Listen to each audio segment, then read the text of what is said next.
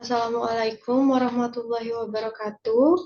Perkenalkan, nama saya Regina Putri Saifuddin dengan NIM 2103010700012 kelas AK 601. Sini saya akan mempresentasikan tugas spesial topik accounting saya sebagai bahan UAS dengan judul Perkembangan Standar Akuntansi Keuangan di Indonesia. Yang pertama ada pendahuluan, latar belakang. Tujuan akuntansi dan laporan keuangan adalah menyediakan informasi keuangan yang relevan bagi berbagai pihak untuk pengambilan keputusan ekonomi. Untuk itu diperlukan standar akuntansi keuangan yang baik dan dapat dipahami oleh pengguna laporan keuangan.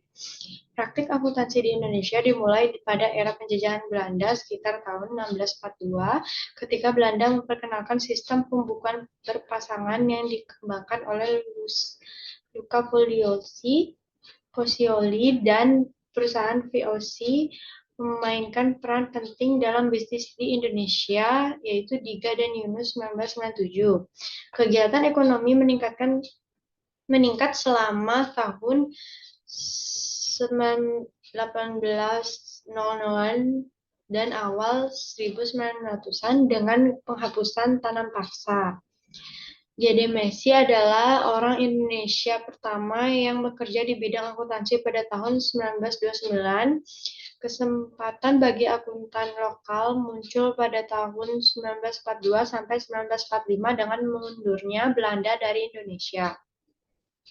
Pada pertengahan 1980-an, teknokrat yang peduli reformasi ekonomi dan akuntansi mulai muncul, didukung oleh investor asing dan lembaga internasional. Era globalisasi membawa harmonisasi standar akuntansi internasional oleh International Accounting Standard Committee, yaitu AISC, yang berkembang dari harmonisasi adapsi hingga adopsi International Financial Reporting Standard atau IFRS. Pengadopsian ini bertujuan untuk meningkatkan kredibilitas laporan keuangan, meningkatkan pengungkapan, dan menghasilkan informasi yang lebih relevan, akurat, serta dapat diperbandingkan mengenai aset, liabilitas, ekuitas, pendapatan, dan beban perusahaan. Yang kedua ada tujuan makalah. Masalah penelitian yang dapat dirumuskan berdasarkan latar belakang yang dikemukakan sebelumnya adalah bagaimana perkembangan standar akuntansi keuangan SAK di Indonesia. Tujuan dari makalah ini adalah untuk mengetahui sejarah perkembangan SAK di Indonesia sejak penjajahan Belanda sampai dengan sekarang ini. Manfaat dari penulisan makalah ini adalah sebagai berikut. Yang pertama, memberikan kontribusi pemikiran kepada para pemakai dalam memahami dan mengapresiasi praktik sekarang, masa depan, dan struktur institusional bidang sains akuntansi. Yang kedua, memahami sejarah perkembangan standar akuntansi keuangan di masa penjajahan sampai sekarang. Yang ketiga, memberikan kontribusi pemikiran kepada para pemakai agar dapat memahami SAK di Indonesia dalam adaptasi standar akuntansi internasional. Selanjutnya ada pembahasan. Sejarah perkembangan akuntansi di Indonesia. Sejarah akuntansi di Indonesia tentu tidak lepas dari perkembangan akuntansi di negara asal perkembangannya.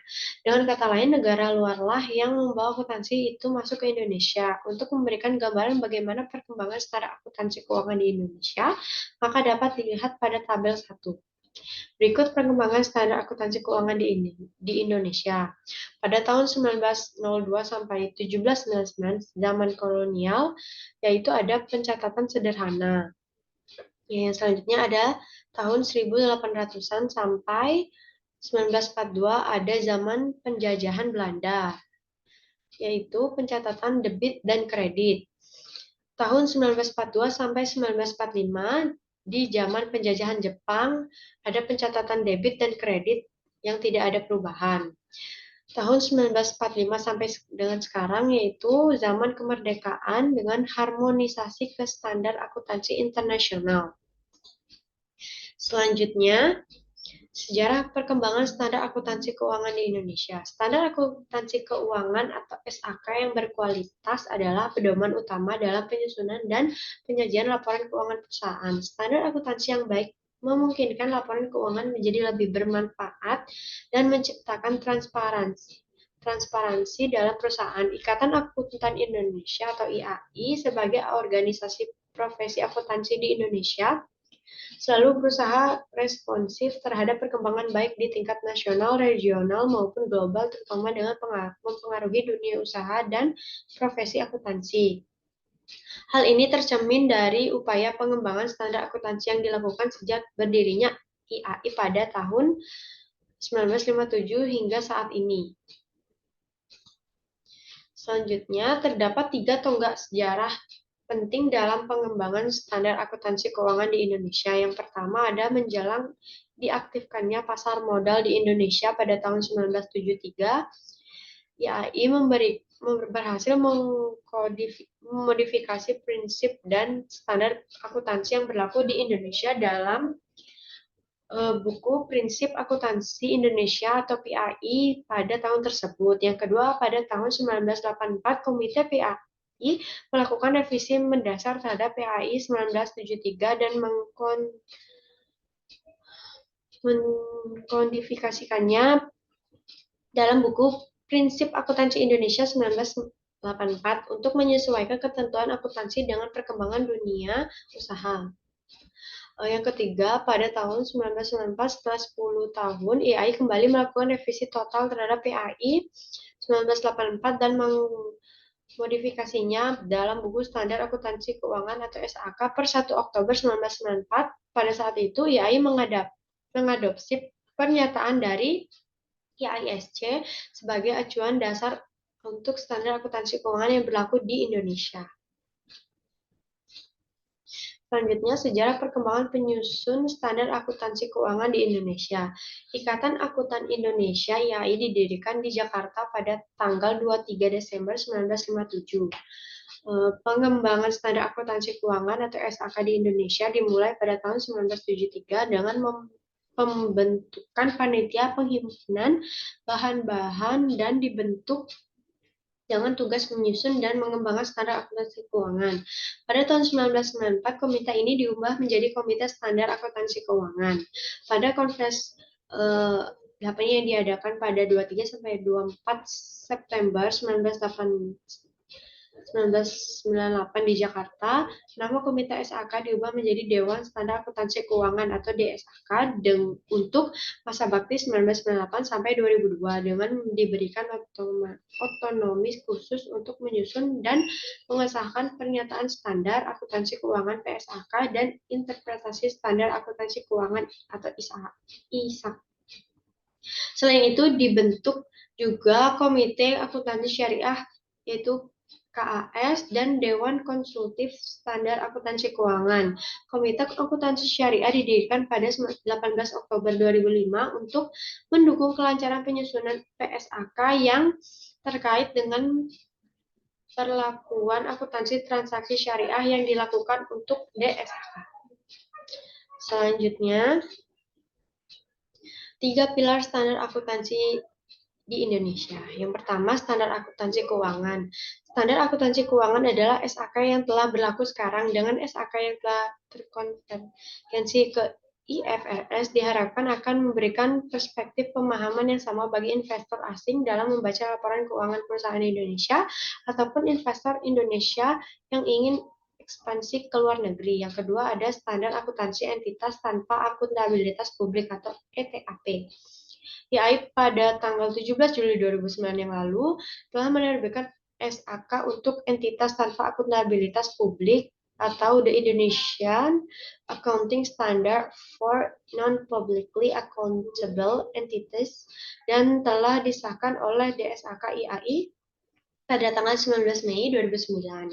Apabila SAK etap ini telah berlaku efektif, maka perusahaan kecil seperti UKM tidak perlu membuat laporan keuangan menggunakan PSAK. SAK ETA memberikan banyak kemudahan untuk perusahaan dibandingkan PSAK dengan ketentuan pelaporan yang lebih kompleks. Yang ketiga ada standar akuntansi syariah.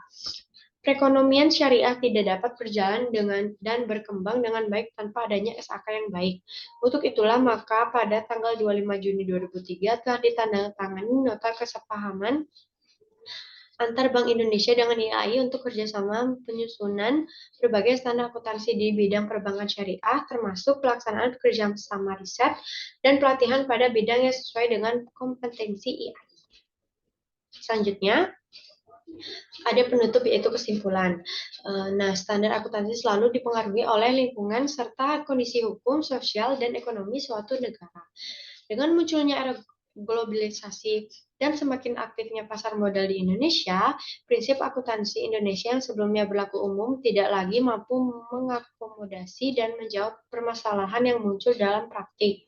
Oleh karena itu, Ikatan Akuntan Indonesia (IAI) memutuskan untuk sepenuhnya mengadopsi International Accounting Standards sebagai dasar acuan standar akuntansi keuangan di Indonesia. Globalisasi ditandai dengan kegiatan perdagangan antar negara dan kemunculan perusahaan-perusahaan multinasional. Salah satu upaya harmonisasi standar akuntansi adalah dengan mengurangi perbedaan antara standar akuntansi di berbagai negara sehingga perbedaan tersebut tidak lagi signifikan. Standar akuntansi keuangan yang lengkap dan komprehensif adalah harapan semua pihak yang berkepentingan dengan laporan keuangan. Oleh karena itu, standar akuntansi keuangan ini akan terus diperbaiki dan disempurnakan dari waktu ke waktu sesuai dengan tuntutan dan perkembangan praktik bisnis serta profesi akuntansi. Berikut presentasi yang dapat saya sampaikan. Bila ada salah kata atau ucapan, mohon dimaafkan. Wassalamualaikum warahmatullahi wabarakatuh.